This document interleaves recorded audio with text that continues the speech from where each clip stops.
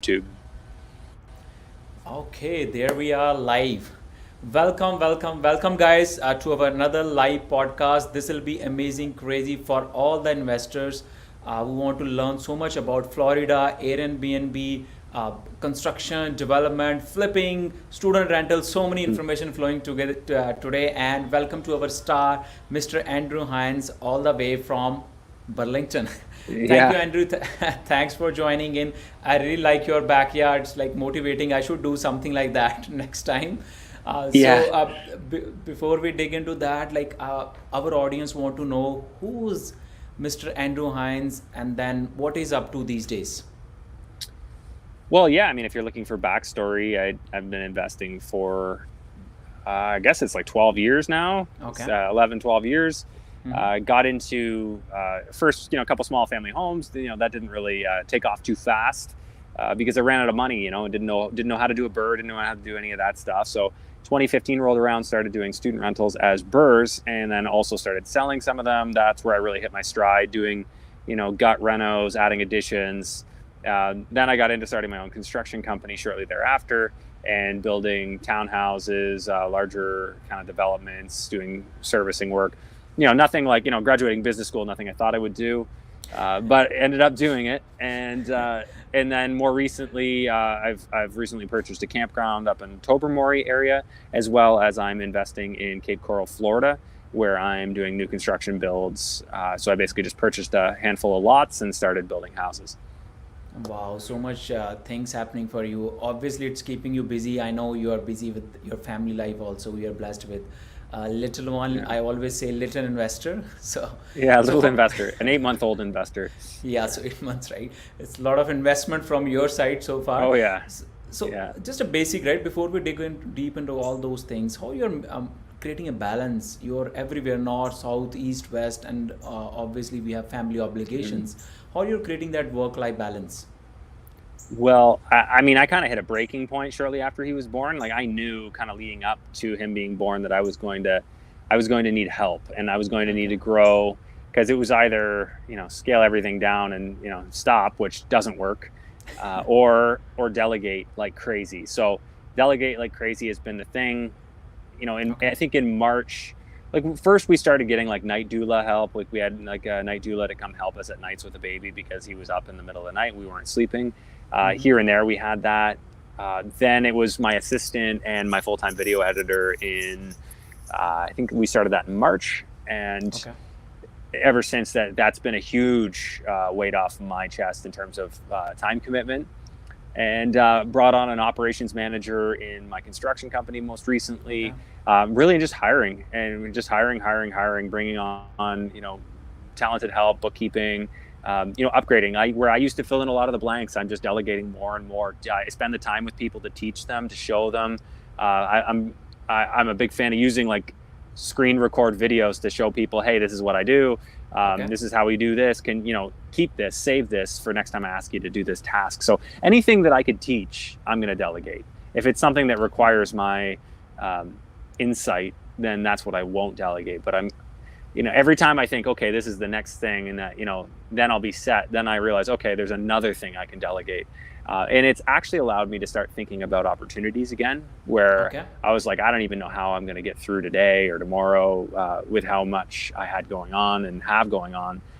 The team is so big, and it's only getting bigger, which I think is a good thing. I'm bringing in people that I trust, and we're building a pretty good dynamic, and it's been fun. Definitely. So delegation is the key here. Obviously, you need multiple hands to help. So Hmm. I went through that phase. Remember, we met, I think, 2 months back. We were having Hmm. 15 plus team members. Now we have 30. So Okay. like 100x growth, and I can feel the pain. We are still Yeah. in the office. Obviously, we are setting up the processes. So Yeah. what issue? It's my personal thing, right? What issue we have faced is hiring the right person Yeah. and training them, spending their time. People then they leave, all those things. So how you're managing that? Obviously, I Hmm. like that approach that you're recording that information for them so you can refer them again. But Yeah. what about finding the key hire for your business? I like to let people weed themselves out. So, like in the hiring process, especially because I've got a couple of VAs, and they're Philippines based. Actually, even my bookkeeper Okay. for our campground is Philippines based. He's a CPA, which is actually amazing. So um, it's what I like to do is, of course, if I can't get a referral for something like that, is I will put out a requirement. Here's how to apply for the job, and if people don't follow the instructions, they've immediately like kind of excluded themselves from being considered. And then Okay. once out of the ones that did follow the instructions, like I'll do something like say purple giraffe somewhere in your application, like apply to this job and say purple giraffe. If you don't say it, you won't be considered. Anyone who didn't see it or say it Mm-hmm. obviously didn't read the application, so I can eliminate at least 50% of the applications right there. And then from there, I'll ask them to send me a video of themselves, just 10 seconds.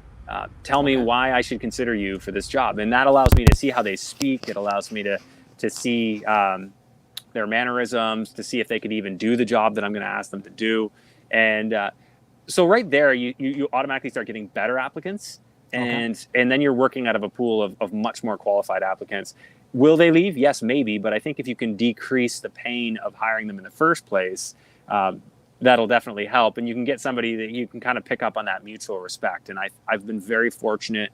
I think that a lot of the Filipino workforce has a reputation for being very loyal, which is a nice starting point. So hiring overseas, I think I've had a great experience so far. Okay. Of course, I still want hands over here. And for that, I'm focusing on, I would rather teach somebody. I'd rather pick somebody that I know is a hard worker, is honest, I can trust them, and teach them what they don't know, even if they aren't, even if they're relatively new to construction. I'd rather teach it than bring in somebody that maybe is more qualified, but I don't know them. And as you've pointed out, they may just want to leave. They Okay. may just, it'll only be a matter of time until I don't offer the most competitive wage, or maybe I'm not giving them the benefits they were hoping for, and they go somewhere else. So I think pulling in people that know me and want to work with me because they know me, that is a key to success. And I get with what you're doing, you're just scaling so fast, it's hard to maintain that, and you've got another Yes. whole bag of challenges. I'm not at that level yet. That's next level. And how you sort that out, I think you get a full-time HR manager and work with Mm-hmm. that. No, definitely. So I really like your approach of VA.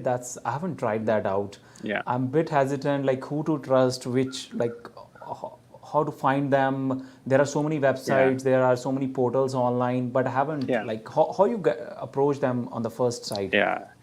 So onlinejobs.ph is a site that I was Okay. first introduced to many years ago, probably like early like 2010s. I had somebody doing a little social media for me way back when, Okay. and I forgot about it. But then I was talking to somebody who said he just hired a Filipino. I'm like, oh, I forgot Mm. about that. And Mm-hmm. so that was it. It was a big investment, but I mean, my administrative assistant, I guess she's an EA. She passed the bar exam in Philippines. Like she could go be Okay. a lawyer, but she works for me as my administrative assistant. Like crushes a personal development book every week. Like just the attitude, like man, you would wish you could find that here, and you could, but I mean, for a price point that is drastically different. So I mean, we're very candid with each other. We've had these conversations, and I say, hey, the reason this works is arbitrage. Like I can pay you less than it would be if you're someone here, and conversely on your end, Okay. you're making a top salary in Philippines. So what I pay my assistant, she's like a top income earner in Philippines. So that part's amazing. I think it works out as a really nice win-win. Okay. Big fan of how it's worked out so far. Not to say it's perfect, and one day I may have to make a change if she decides to move on. But she did tell me she'd give me a good heads up if that happens. So here's hoping anyway. Definitely. So I can see the years of experience is speaking in you. You started, I think you were telling in 2015, you graduated from Western University.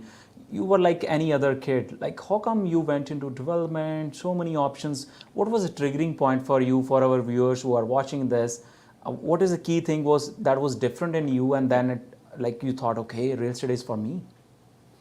Well, so this was actually all the way back in 2006 when I was in second year, and Way back. my friends were living in these houses on the corner of like the Mm-hmm. Richmond gates at Western, and they were paying $500 a bedroom. There were 5 bedrooms on their floor in their unit, and then there were 3 more units stacked on top of them, and then there were 4 of those buildings on the corner.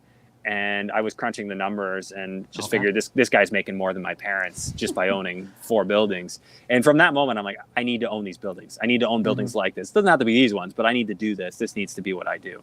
And it took me a long time to get there. It took me from 2006 to 15 to actually invest in student rentals. So I graduated in '08. Did none of the mainstream jobs made any sense to me. I couldn't see myself, going to try to be an accountant or a consultant. I graduated Ivy Business School. I wanted to be an entrepreneur. I went to that school because I wanted to be an entrepreneur, and I didn't really feel like they taught me how to be an entrepreneur. So I went into teaching, and I taught for 2 years at Western, a first-year business course. Then I went out in the real world, got my mortgage license, and I bought my first property within about a year of that, and then bought another, and then another, and then bought into U.S. properties, and then finally in 15 got into the student rentals, where I really hit my stride and figured out what my real estate calling at the time was, and renovating and adding value was definitely that was the piece I was missing, and I really enjoyed once I got into it. So why did I get into this? It was literally just because I couldn't see myself doing anything else. And I think I've always had that entrepreneurial spirit. Like, I just wanted to run my own show. I wanted to be able to set my own hours and, be my own boss, for better or for worse.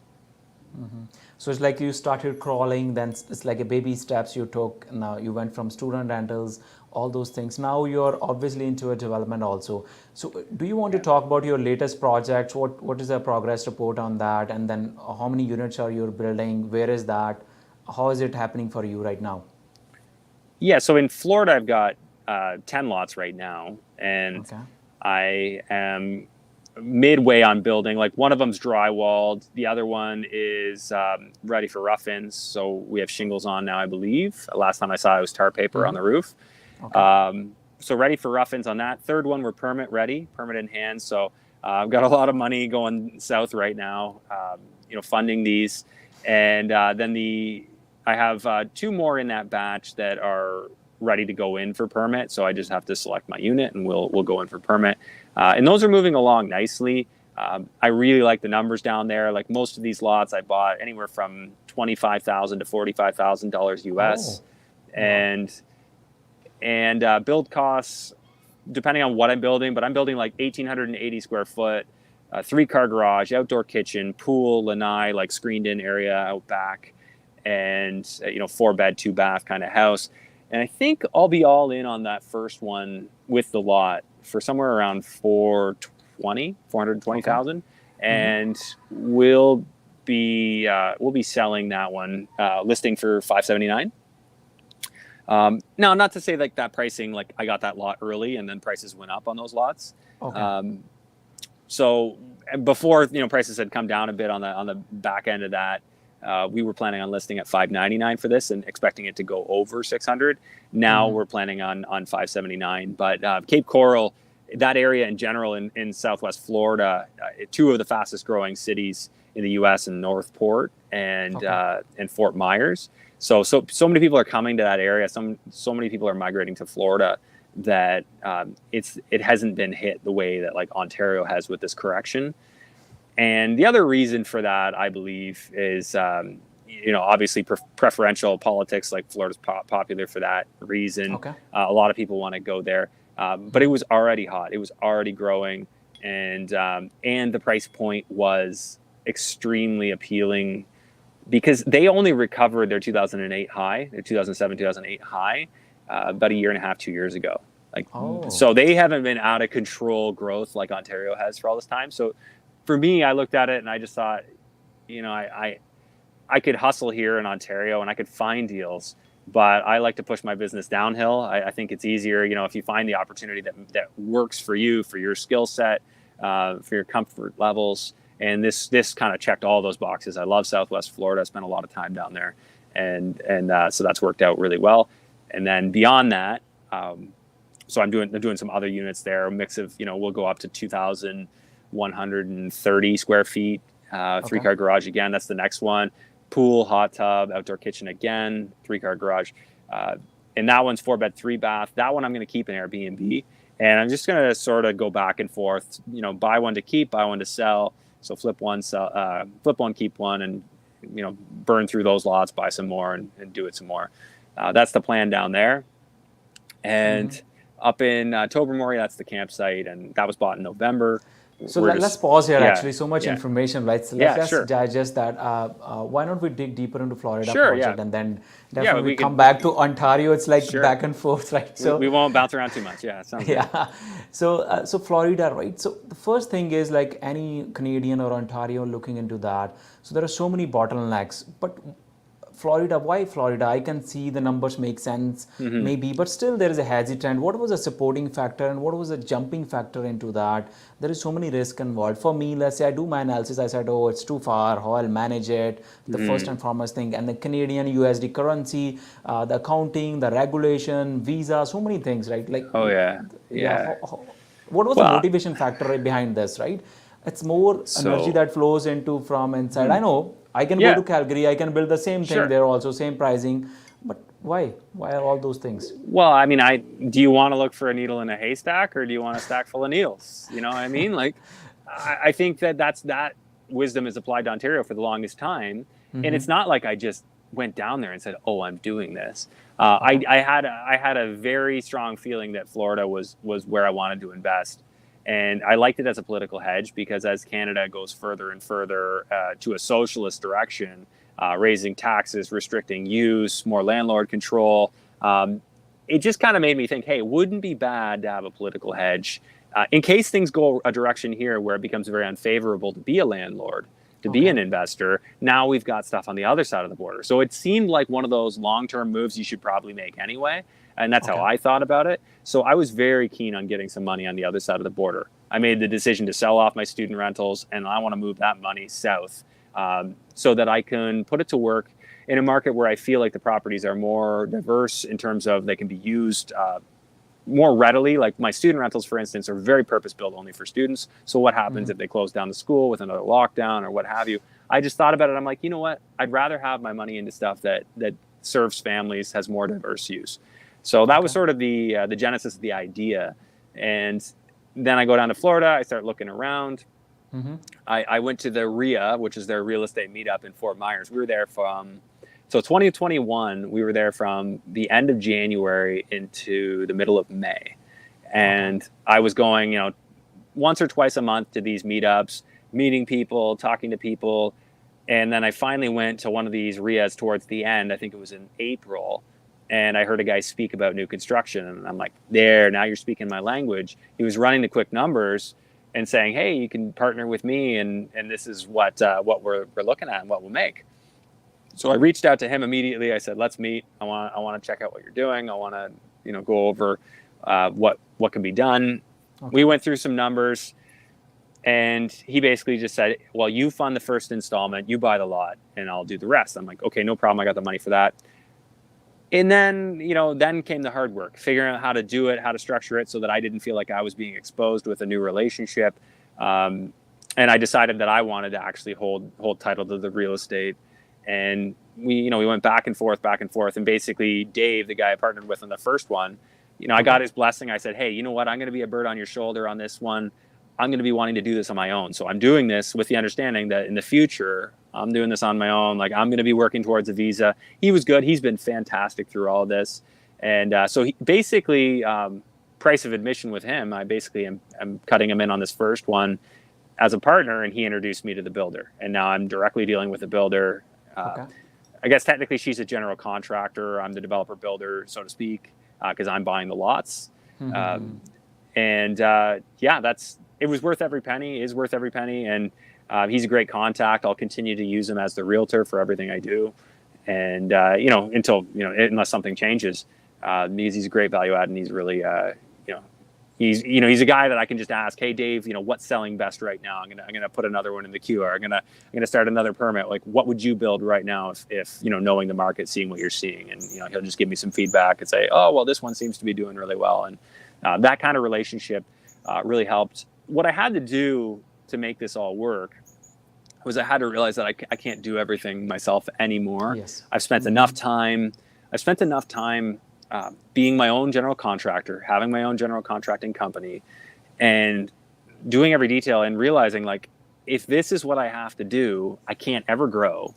And I looked at all the people in my network, and I see how they're growing, and I'm like, at some point you got to trust people. You got to use your discernment, you got to use your instincts and trust people, and that is a risk. There's no way to take away the risk completely, but you can mitigate it. And I think me hiring Sherry, who I work with now, who's doing the general contracting for me, was me choosing to trust someone. And her connection with Dave, who's been with the RIA for over 10 years, so he has a vested interest in that RIA. If he were to do anything sideways, that information gets out. It affects their reputation to anybody who's associated with it. So that's why I really like finding a community and working with them. So I knew how, from my previous endeavor into the States and getting burned, I knew how to be very careful and diligent and mitigate my risks the best I could. And I feel like I've done a pretty darn good job of that. When I sat down with Sherry, I kind of treated it, she didn't know this, but I was kind of treating it like quizzing her. I was asking her questions that I knew the answer to see how quick she'd answer them and how well she knew what she was talking about. And having, the background in the industry, I could see, holy crap, like this lady knows my properties better than I know my properties. She knows what I own, where it's at. I'm like, this is who I want to work with. So, so far so good. Not to say there aren't other builders and, can make other relationships, but I like the way it's going. And, maybe that same type of relationship could have been had here, but I liked it in this market, in the Cape Coral market, Southwest Florida. If you look at Southwest Florida, Cape Coral's among the most affordable places. You're close to beaches. It's, filled with canals. I think it's a good value city. It's, it's not overrun with crime or anything like that. You got nice 80-foot lots.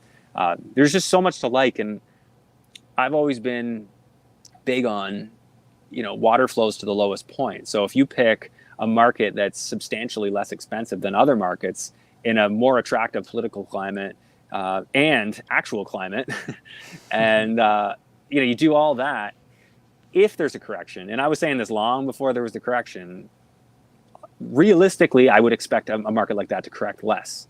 And I've been saying this for a long time, and that was a big reason why I picked it. And so far, that's been the case. Doesn't mean it doesn't continue to correct. I mean, no one can predict the future. But, there was just so many fundamental reasons to go this direction.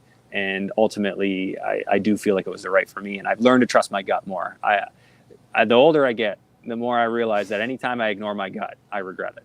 And Definitely. it doesn't mean my gut's telling me exactly what I need to know, but it's telling me something isn't right. You need to adjust. And so I've been doing my best to listen, and it guided me here. Definitely. So what I feel, these things comes with the experience. Everybody is afraid from construction, the contractors, they always have. What I feel is they overpromise and underdeliver. Their philosophy is like that. So you need to be like that. I can completely relate to that. So you went to Florida. So right now, what is happening? Are you like, these projects are self-funded, or you have some construction funding that is happening behind the scene? So far, up until about a month ago, entirely self-funded. I have started raising some funds within my network, basically just people I know, people who know me, who are looking to put some money to work. And we're basically just doing that as debt. Okay. And so I am also looking into construction financing down there. But the challenges I've run into is just that they look at me as a foreign national and they want to see experience. So if I had experience in the U.S. already, it would be a lot easier. But being that I'm a foreign national and they don't have experience in the U.S., well, I mean, that they'll look at least not with like new construction or what have you. It was making things challenging. I got the runaround. I've talked to many lenders, and I have people in my network that I know are getting things done. So we're just slowly trying more and more lenders. And I was kind of, I knew that I would find the money. So regardless of whether they finance me, and now I kind of just look at it like, well, maybe I'll just get these first couple done on my own. And then go back to them and say, look, now I have experience. That's what I was thinking. Now you can give me the rate. Yeah, so that's pretty much where we're at. Like the first one is in the Burnt Store area of Cape Coral, Northwest Cape Coral, and it'll be done November 1st. Like we'll be listing it for sale. We're already drywalled. Like we're ready for the pool's dug, and they're moving quick there. So we'll get that one sold, and that'll be the initial that kind of satisfies that requirement, and then we'll keep moving. Definitely. So basically, you have bought lots at different. It's not a subdivision thing. There are different lots at different locations. Yeah, there a lot of them are like within a stone's throw of each other. I don't have Mm-hmm. any two that are like side by side, but I have many that are in, within 1 kilometer radius. The nice thing about Cape Coral is there's no HOA, so no Okay. homeowners association in general. I'm sure you could find a couple, but there's no HOA in these like various different subdivisions. I think when they built the city, they were expecting it to explode. They were expecting to have like so many people buy up lots and build Mm-hmm. houses, and it just never really happened. So you'll find all Mm-hmm. kinds of paved streets with just empty grass, on both sides and a road running through, and then you'll see a couple of sporadic houses, a couple of here and there, and I see that as a huge opportunity. So when I drove around up there, I'm like, wow, you don't have to have a neighbor right up beside you, and maybe one day they come, but for now you can enjoy the space, Mm-hmm. and you get to be within a city. Um, these are on well and septic, which I'm perfectly happy with. Uh, so you get to be within a city and big frontage. So we've got 80-foot lots, 120 deep. That's lots of frontage, lots of depth, and to me it made a lot of sense because that's a lot of real estate. Compare that to what you can get around here, and it's just not even close. Triple car garage. Man, I would love one of those. Yeah, that price range actually, it's Yeah, very lucrative. And yeah. what type of buyers you are anticipating into that? Is like foreign buyers, Canadians, or out of Ah, state or just be local? families, just people in the area. It's moving to the area would probably be the most common. Okay. Uh, yeah, that's probably what the most of it will be, because again, a lot of people are coming there. They're just migrating there. New jobs are being created in that market. Mm-hmm. It's a very, right now anyway. I mean, who knows? If they have a new election and new leadership, maybe things are different. But right now, it seems to be very attractive in general. So yeah, families, professionals, everything above, all the above. Definitely. Actually, what I felt is US is 10x from Canada. That's what I felt. I was there, I think, one last week. Mm, I was in Dallas. okay. There are cranes everywhere. So I saw that as Yeah. an opportunity. The same price point, maybe the one you are talking about, maybe 550 or 600. They're getting triple car garage. Oh man, that's crazy. I thought and Yeah. there's a lot of opportunities to talk about. Okay, so that's the interesting thing. I was also interested in Florida. I was looking into more of a Miami side, maybe Yep. Orlando or most of that, but it's good perspective to have. But I was interested in Tampa also. That was another thought. Tampa's So, nice, but Tampa's more expensive, so it's just going to be harder to cash flow in that market. I had friends that went Tampa, Sarasota, and they wanted to invest in those places, and they're like, "Oh, wait, where are you investing again, Andrew?" And then they came down and saw the numbers that where we're at, and they work better for cash flow. Just relative price point is the hard part. Miami, I've never looked too closely at.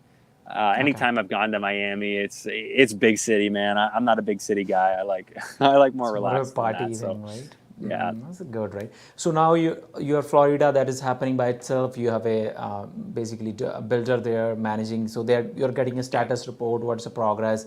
You're funding them Yeah. money, right? So are you flying back and forth, or how is it happening? It's like only Well, videos, I don't technology. even need to. Like, people just message me on Instagram all the time. They're like, "Hey, we're out in Cape Coral today. Like, where are your builds?" So I text them Oh an yeah. address, and then I get a Google Drive link back of a video of my house. So I know what's Wow, going on that's there. I got people. It's so funny how I've just talked about Cape Coral for the last 2 years almost, and I have so many people in my following that like go check out my properties and send me videos and photos. So, but yes, the general contractor also, when she sends me a draw request, she'll send me some photos. So she'll say, "Hey, we're at this point, sending you the new draw request," and then I wire her the money. And but definitely. it's been really really cool because I know so many people from here that are investing there, and we have like a little community, and we'll help each other out. Okay, that's interesting. Actually, it's all about community, and I believe you started with your podcast also maybe 2 3 years back now, and Yeah, yeah, yeah, February it's 2019. this way back actually, pre-COVID times you're talking about, Yeah, we had like and 50 episodes before all that stuff. okay. So why you started with the podcast thing and how that thing came into you, and then what is the progress on that? I can see there's more than 3,000 Mm, followers. It's all organic, lot yeah. of value. Your videos are doing amazing. So what was the reason you started with the podcast at that time? Yeah, and I get this question a lot, and I'm not always sure I how to think you were the answer first it. one. You were the Yeah. first in, right? 2019 you started with that. That's you are like the stepping stone. So You're a motivation for everyone. I wasn't the first, but I mean, I was among the earlier ones, like Sarah Larby, Rob Brake, and Erwin Zito. they were like the 3 Canadian podcasts that you would have heard of for real estate before I started mine. So I kind of figured, hey, I can play in this game too. I like to talk, and it was really just like, hey, I like to talk real estate. Some people are going to jive with the way I speak, and somebody I was speaking with said, man, you should just start a podcast because like all we ever do when you're around is talk real estate. So we might as well just record this. So I took that to heart. And the reason the reason I was even open to that was because I had read Gary Vee's Crushing It. And that was when I decided to get back on social because I was completely silent. I never shared anything. And to my own detriment because it stopped me from forming a community. So I never shared anything. And I mean, and if it wasn't for business or network building, I would not be on social media. I think like the biggest and best thing is that you get to connect with people like, you and I connected through this. And I have met and now have people who will take my call who would never have even known who I was. So I think my name now has some pull in this industry because a lot of people have heard of me, or that one of their clients mentions they listen to my podcast, so that kind of thing happens. And you just never know. And the big thing I took from Gary Vee is, do talk about what you love, spend all your time on it, and you never know where that'll lead. One day an opportunity comes from that. And to this day, I've never directly monetized the podcast. I've indirectly monetized it with some coaching and, this and that. But the biggest thing has been network. And now I'm looking more at ways to directly monetize because, we have a real cost of like $1,600 a month on the podcast. So plus all the equipment and the investment of time and everything. Right? So it does need to be monetized. And I'm working out some stuff that, that are, not to be broadcast yet, but I have some things in the works that are going to work out as a great win-win for my my audience as well. So, like, did you had a thought at that time when you started, like, you'll have the podcast, people will know you, and then how was it the first podcast? Man, I was just happy that like 20 people downloaded the episode. Wow. I shared it on my Instagram, and I think I saw, eventually I got like 100 listens on the first one. And I'm like, whoa, that's crazy. 100 people listen to me just ramble on about real estate and what I do. And now we're like, I don't know, 5,000 downloads on SoundCloud, plus like 2,000 on Spotify, and that's nice. Whatever else can't be tracked. So plus YouTube. So, we're getting into the closer to 8,000 downloads a week right now, that's huge. It's hard to imagine, right? Because I'm pretty niche. It's a pretty niche. It's a pretty niche topic, right? Like people to sit down and listen to long form content like that, and it's a very focused and targeted audience. So I'm pretty happy with that, and I think that it's hard to know where I'm going with it. I'm just I'm not going to stop now. I'm going to keep going and keep doing it in a way that is enjoyable to me, and talking about what I want to talk about. And if I keep staying true to myself that way, and I'll attract an audience that wants to hear content like that. Definitely. What I feel, it's more about you're just giving free value to the people. It's free information. This world is full of information, but people don't know where to target. Right? Sure. Well, yeah, and that's the thing. Another thing I learned from Gary Vee is like, he says, I give it all away for free. It's like everything I know. He's like, I give it all away for free on my podcast. He's like, but if you want it, in a step-by-step format, buy my book. And in the back of my mind, I'm like, that's possible one day. I'm not saying it will be a book, but I'm like, there'll be something. Maybe there'll be, there's something there. But for now, like you said, free value, everything's there. I've had so many people tell me that they just listened to the episodes, start to finish. Went back to episode 1. They heard somebody on my podcast, copied what they did, and now they've quit their job and they're investing full time. It's crazy. Like, that's surreal. Like, I don't even know what to make of that when I hear people tell me that something I did or said like changed their life that way. And that's a pretty cool feeling. Not that I'm trying to toot my own horn. It's just like, naturally you stay in this and you have all these people on, and it's not me, right? Like, I'm bringing on guests that are sharing their story and they're inspiring people, which is, it's pretty cool to be a part of. Definitely. So it's all about give right now. And value will automatically come back to you. So what about, I remember you were working on Grand Brand projects also. That's like construction, you were managing that. And now you are on Tobermory side. What's happening with those projects? Okay, so yeah, the one you might be speaking of is Blue Point, which is more a Blue little Point closer in to India. Sarnia. Yeah, it's on Mm-hmm. Lake Huron though, down the Okay. road from Grand Bend, maybe 20, 30 Mm-hmm. minutes. Okay. And that one is underway. We're actually going in for permit on 7, so I'm general contracting that one for a developer. And we've Wow. built the 3 models, building the clubhouse right now, commercial clubhouse, about 5,000-6,000 square feet, and then moving That's into the huge. models and basically, so they're available for sale if people are looking to buy them. Uh, you can find them through bluepointlookout.com, I believe, is the URL. And Okay. you can see the various different models and kind of what's to be offered there. They're actually pretty spectacular. Nothing like I would have done for myself Mm-hmm. for an investment, because I would have done, what can I get that's really durable and looks good. But practicality is number one. Whereas the designer that worked on this was so meticulous with these models; they're absolutely insane. It's been a cool experience, a lot of work, but now we're kind of moving into the let's bang them off, let's get these permits in, and let's just start building. So we're kind of just gearing up. Okay, Um, that's good, Rosie. so that's Mm-hmm. that one, and then if you want to move into the campground, that's up Tobermory Way, Miller Lake, Ontario, to be exact, which is about Okay. 20 minutes south of Tobermory.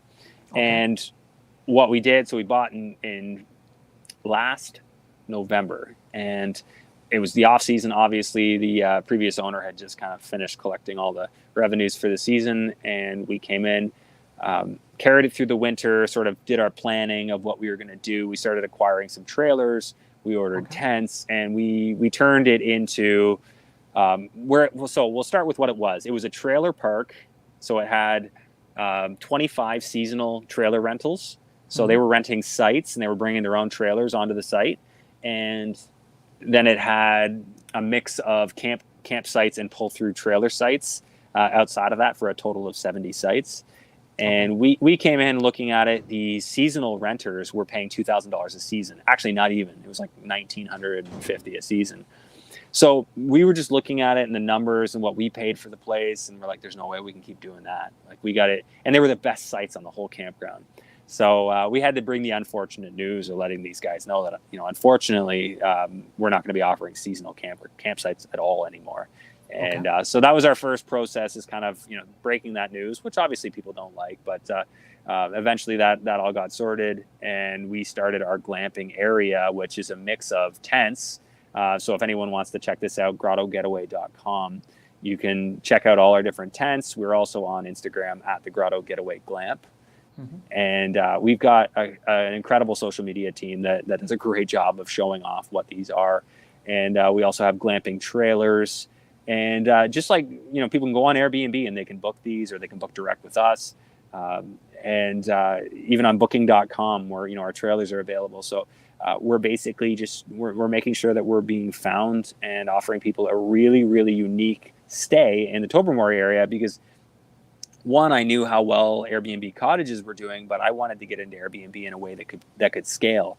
And as of right now, we still have so much opportunity to grow this, and to add more units, to revitalize certain areas of our 90 acres, and add in.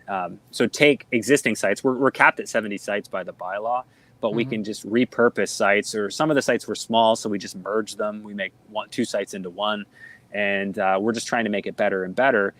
Because in my mind, it's not about volume. Yes, you need a certain amount of volume, but Okay. it's about creating a quality experience, a value experience, and then we can charge more. So we didn't want to put as many heads through the campsite as possible. We wanted to shift to a model where we focus on giving an experience and don't have to get as many people through to hit our revenue targets. And that's the path we're on. Our glamping tents. The reviews have been incredible. Again, not tooting my horn, like, we've had an incredible team that have really put hard work into it. But definitely check it out. Check us out on Airbnb for anyone listening, and just see how cool they are. So we've got a really good design team that came up with these ideas. So you got a queen bed in a tent, Okay. Wow. and so we've got different themes. We got one that's like a boho theme. We've got like nautical theme. They're I think we have 5 different themes, and then they start to repeat, but in a slightly different way. And that's all Pauline, who is one of our site managers. She just has a knack for design. So we started off trying to design them, and we're like, oh, hang on. you do this because you've got it. And she sent us some inspiration. We're like, we trust you. Do your thing. And what she put together was really awesome. Definitely. So, isn't it stressful? There's a question asked, right? Doing the short-term rentals, what is your return on investment? Particularly, I know like development is a different giant ball game. No, it's not everybody's cup of tea, but the return of investments are different. It's a club. 3 years you're working on a project and you get a lump sum payment. Here Yeah. you are just like $100, $1,000, $2,000. It's like always flowing in. Isn't it stressful Yeah. to manage all those opportunities like short-term rentals, booking, cleaning, Yeah. tent, something happened? How you're managing all those things? Yes, it is stressful. You're right.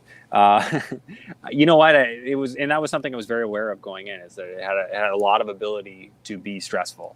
Okay. And what I decided is that I needed to not hesitate so much. And there was an opportunity here, but it was going to be work. And the way I see it paying off, I mean, originally when we bought it was like, we're going to keep adding value. We're going to keep increasing sales. Let's get the sales up to $1 million a year on this thing. Okay. And, then the value we've created in it, the opportunity to sell it, monetize it, or just, carry on with it and look for other development opportunities. Maybe we can parcel out some of the land, sever off lots that could be developed. Like to me, I look at it and I see that there's a lot of different ways that we could win on it. Yes, there's been a lot of work. The first year's been a lot of work. It's a new business. So it's kind of like a multi-year startup, like to hit a point of profitability. Like our first year we did well. However, we had a late start. We didn't start until 3/4 of the way through June. Like we got onto Airbnb, I think June 20th. And so we didn't really have any substantial bookings in June at all. So July was a really good month. August was even better on Airbnb. And now the word's getting out and the reviews are out, and we're expecting it to be a lot hotter and a lot earlier next year. So we'll be booking in May. We'll be booking in all throughout June, where we didn't have that this year. So that'll make a huge difference. So it'll be by end of September, everything is wrapped up, or like it's all season? 14th of October is our Okay. last day. That's the last day anyone can be on the site. So we actually have one reservation right now that ends that day, and that's kind of how we picked. We're like, okay, that'll be our last day. We won't go any later than that. And so then our camp managers will help us pack it all up, and we'll store all the beds and all the stuff we don't want anyone or anything getting into. And we'll be back opening up in April, and our first camp operations or anybody coming onto the site will happen in May. So we'll aim to actually start having bookings early May next year. And that's colder camping, right? Early May is not a warm time to camp, but we'll make sure that we get people extra blankets and stuff, and still make it an experience. And surprisingly, we thought our trailers would do better in the fall, coming into the fall, but we've had way more bookings on our tents because our trailers have heat, but our tents don't, and people still want. I think that just goes to to show how unique they are and how cool they are, and I think a lot of people just want the Instagram photos. And they want to get out there, and they want to check out that experience, because it is super, super unique, and in an area where there's just so much to explore. We're right in the middle of Lion's Head, the grotto, and there's actually many more things that I'm not even aware of in that area. Tobermory, you can go do Flower Pot Island. So like all this stuff is right there within a 20-minute drive, and I think that's worked out really well for us. Definitely. So then how you found this deal actually? What was happening behind the scene? It was all of a sudden deal came, you grabbed it, or you did your math? It was always behind the scene. You were looking something like this. Yeah, we wanted an Airbnb. Like I was talking to my brother-in-law, like I wanted to get into Airbnb, but not for like a minuscule, like not for one property where we couldn't really scale it. We'd cap out. I'm like, what's the point in building a management team for all that? I don't want to build a management team for one rental. And, how am I going to buy, 10 at the price point that they were going for? So when the camp came up, it was like, okay, wow, like how many cottage type incomes would we need to, to break even on this one if we were paying private money or what have you. And so we just started running some numbers and working backwards, and it looked like the potential to grow income was massive. And that's what I liked about it is yes, it's all at work, managers, whatever, but we can scale and everything's in one location.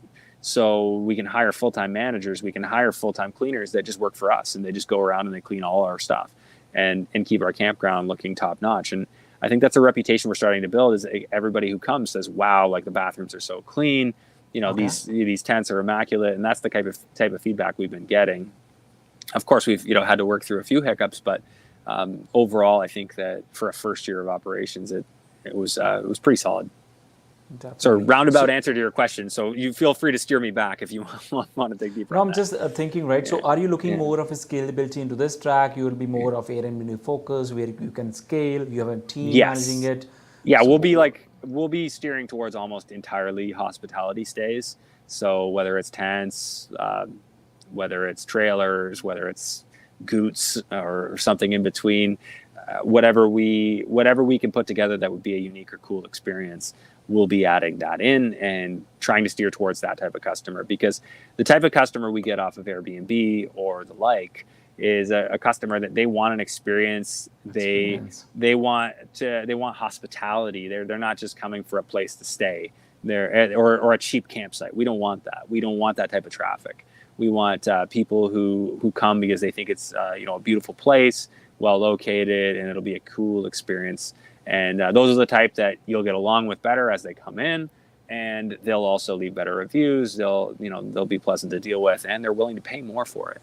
So so a lot of this was switching the campground from what it was doing, which was just regular camping to anyone, and really appealing based on the fact that they would do a lot of group camping, and Mm-hmm. people could come and party on long weekends and stuff. And that's just like, that doesn't fit at all with we're a family campground, as well as being an Airbnb, getaway. And those two kind of work. You can have families and couples together. That all works. But, once we bring in the partiers on long weekends and stuff, like they don't mesh together. So a lot of this Yes. year has been sort of kind of teaching people, hey, there's new ownership now. And, we don't do parties, loud music at night. Like that doesn't work here. Mm-hmm. And that took some time to, work through. That's been an ongoing thing, like learning. We're learning, getting feedback from our customers, getting feedback from our managers, and setting policies. And the biggest thing for us, I think, that's been helping to steer us in the right direction is we have a weekly call with our management team, and we all just go through everything. Hey, what's on your mind? What do you want us to help you with? What do you want us to be doing for next year? How can we make this business Okay. better for you guys? Because our managers are great. They care about the site. They want to, come back, and they want to be with us longer term. And, so they're giving us their feedback, telling us what they think and how they think we can make it better. And we want to listen to that, because they're the boots on the ground. They see it, they hear it every day. And I think we have that common thought process between us all. Like, we often agree on stuff. Some stuff we don't, but we both agree, or we all agree, that we want to steer the business towards that type of customer that I was describing. Definitely, it's all about experience. So, Mm-hmm. Andrew, what I feel is you are always one of the starter, whether it was like student rentals, now you're looking into Florida, you're into development, campgrounds, all those creative and all those Mm-hmm. experience. What Yeah. is the motivating factor for you? Why you want to try all those experiences all of a sudden, like something different? Do you take some mentorship? How those things comes into your mind and you are like the pioneer in all those activities? I think it might seem like I'm the pioneer, but I'm always just copying somebody else. I don't try and invent the wheel. I tried my best not to. So it's usually I'm inspired by somebody I see doing it, and it makes sense to me. I invest in what makes sense to me, and I think that's a golden rule for investors. Don't Okay. invest in things that don't make sense to you. Like, if I understood, computer gaming chips or whatever, like, I might invest in those because that makes sense to me.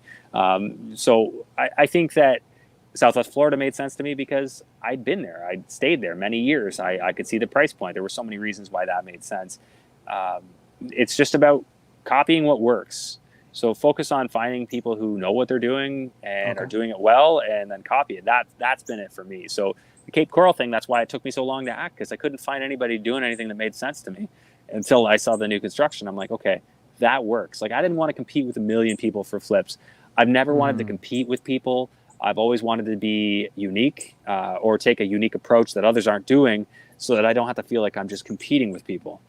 Because when you compete, everybody just cuts everybody's profit down, right? You get into multiple offers bidding on houses, and now you're all just eating up each other's profit.